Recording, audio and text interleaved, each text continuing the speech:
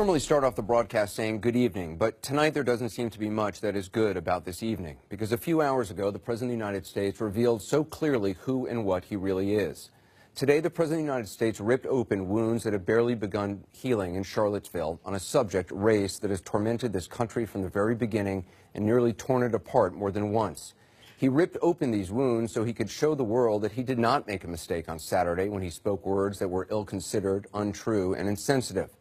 In the remarks he made today, the president revealed what he truly thinks about race in America. He revealed what he thinks about fundamental fairness, about a president's role in binding up the nation's wounds and appealing to the better angels of our nature, to quote another former president. He revealed about whether he can ever be a president for all people or just for white ones, a president for people of all beliefs or just the alt-right. Today, President Trump showed the world exactly how little he knows or cares about U.S. history. He showed the world how much a mother's loss matters to him when weighed against whether or not she praised him.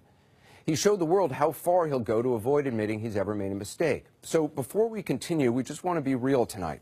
This was a Unite the Right rally. It was clear from the beginning exactly what kind of people would be attending: white nationalists, white supremacists, neo-Nazis, members of the KKK. They showed up with clubs and shields and some with long rifles. Speakers were announced in advance. Yet on Saturday, the president merely said there was violence on both sides, on many sides. He returned to that discredited line today. Here's some of what he said just a few hours ago.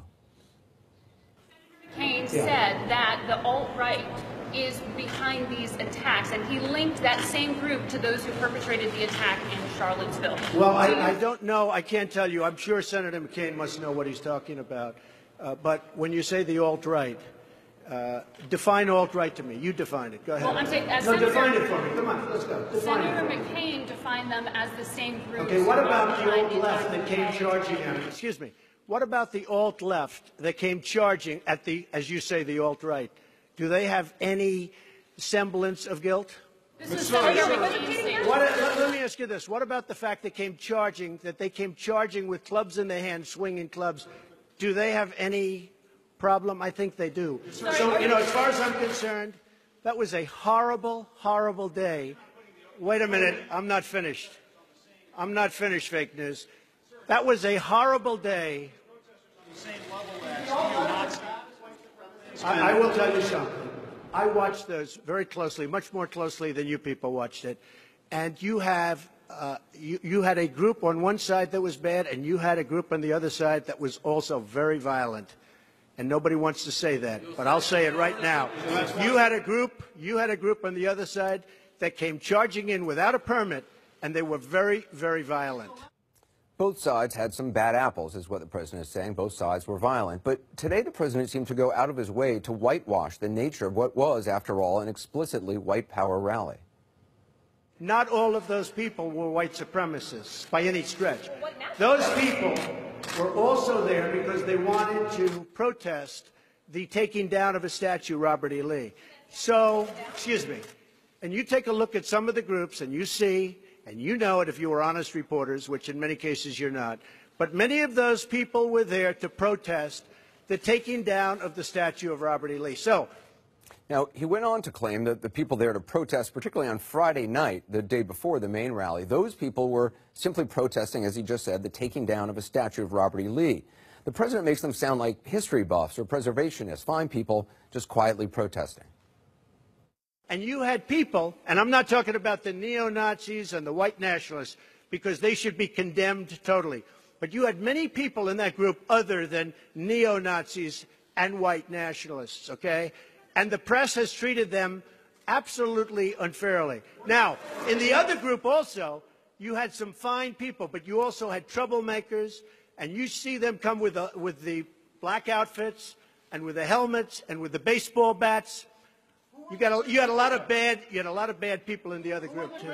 Treated unfairly, sir. I'm sorry, I just didn't understand what you were saying. You were saying the press has treated white nationalists unfairly? No, I just didn't understand what you were saying. No. There were people in that rally, and I looked the night before. If you look, there were people protesting very quietly the taking down of the statue of Robert E. Lee. I'm sure in that group there were some bad ones. The following day it looked like they had some rough, bad people, neo-Nazis, white nationalists, whatever you want to call them. But you had a lot of people in that group that were there to innocently protest, and very legally protest, because, you know, I don't know if you know, they had a permit. The other group didn't have a permit. So I only tell you this. There are two sides to a story. I thought what took place was a horrible moment for our country, a horrible moment. But there are two sides to the country. So he's singling out Friday night, pointing to the groups that were there protesting the statue. I just want to show you a video from Friday night. And when you look at this video, and it's about a minute and a half, but we think it's worth you seeing the entire thing, ask yourself, do the people in this video who are chanting, "Jews will not replace us," and chanting "blood and soil," an old Nazi slogan, do they seem to be just quiet fans of the history of Robert E. Lee? Now, this video is from Vice Media.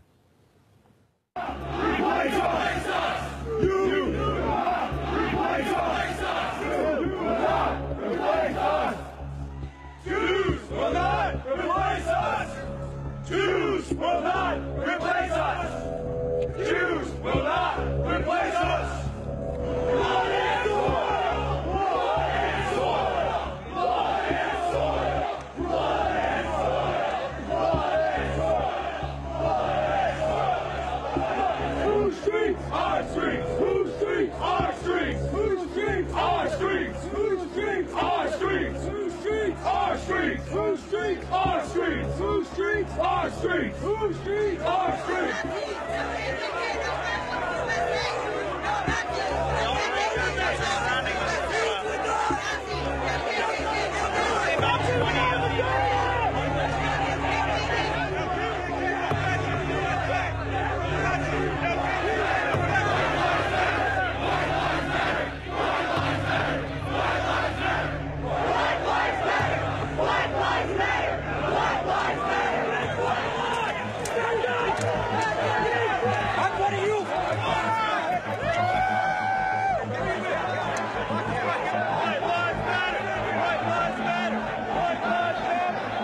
So those were the people protesting the Robert E. Lee statue being taken down, or the idea of it being taken down, the people who President Trump said were just quietly there, just good people. When the president was asked by a reporter why he waited 2 days before calling out racists and Klansmen and neo-Nazis, specifically for their role in the violence in Charlottesville, including the killing of Heather Heyer by a person who used their car as a deadly weapon, this is what he said. I didn't wait long. I wanted to make sure, unlike most politicians, that what I said was correct, not make a quick statement. The statement I made on Saturday, the first statement, was a fine statement. But you don't make statements that direct unless you know the fact. It takes a little while to get the facts. You still don't know the facts. And it's a very, very important process to me. And it's a very important statement. So I don't want to go quickly and just make a statement for the sake of making a political statement. I want to know the facts. President Donald Trump wanted to know the facts. Just let that sink in for a moment. President Trump says he wanted to know the facts. If there is anything we already know about this president, is that he does not wait for facts to become clear before speaking. Has any president in modern history lied so frequently and so fast as this one? But even if the president was really waiting for the facts, in the case of the white nationalist rally in Charlottesville, the facts were plain before, during, and after the bloodshed. A fact the president had at his disposal Saturday while the president was waiting, he says, for all the facts. A fact he had Friday night when they marched. A fact he had weeks before when it became known who would be attending and speaking at the rally.